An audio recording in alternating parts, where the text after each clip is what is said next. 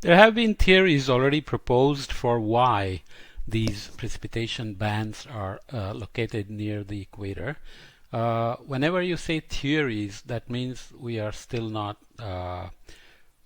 completely clear on exactly what happens. So multiple ideas float around and they may work at some time of the year, only in some locations, only under some conditions, and so on and so forth. Nonetheless, we'll just touch on them here. So the idea of co-location of convection and maximum SST is of course the first one, but we already saw in various figures that this is not necessarily the case. So the convective threshold of 27.5 degrees and so on are proposed, but now it seems fairly obvious that the threshold itself increases as the mean SST increases, which means there is something else, like maybe the gradient rather than the mean, that is important for convection and not the maximum SST. And there is evidence that from observations that that is the case, that where convection happens, SSTs need not be tropical maximum or even local maximum, but the gradient can matter. So that idea is still out there, and even when people say convective threshold, they don't necessarily say at what spatial scale should this maximum SST occur for convection to organize. Whereas if you say gradient, then there is already a scale implied. So that's one of the theories that's still around. People still use it, especially you can make a relation between SSTs and precipitation and get some kind of a maximum, but that changes based on how you count the relation and so on and so forth. So without going into detail, the other idea from Holton et al. And many others is that locus of near-equatorial disturbances is what creates this near-equatorial convection. And he says, in a climatological sense, the ITCZ may be considered to be the locus of cloud clusters associated with a train of westward propagating wave disturbances. I already showed a figure of the easterly waves in the Pacific, but even when we look at these that we just looked at in terms of the variances at different time scales, we see that that variance that is there and seasonally varying obviously has to be related to some disturbances. It's not a steady distribution of rain throughout the season. The entire system is of course moving back and forth, and if you do Hofmüller diagrams, you filter at these time scales and take a section of, let's say, longitude and time, as we did in the easterly waves, you clearly see propagation. So what is the relation between these bands of convection that we see and propagations? Are they embedded within, or are they intersecting them at some point, and so on? So those arguments remain, or the theory is not complete. Zonally symmetric arguments, where people talk about the dynamic thermodynamic optimization and feedback. Zonally symmetric basically means there are no zonal gradients. If you just zonally integrate and look for meridional location of convection, you will end up with solutions.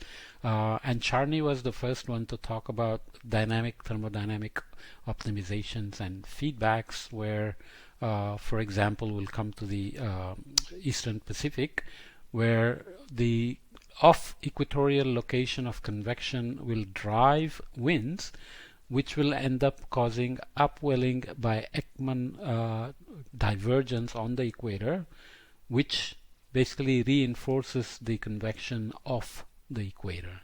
Okay, this has been considered in many cases. So if you look at the SST distributions, you see that there is strong cross-equatorial flow here going into the ITCZ, and that drives the strongest open ocean upwelling in the Eastern Equatorial Pacific, which is known as the cold tongue, which is very critical for this east-west contrast.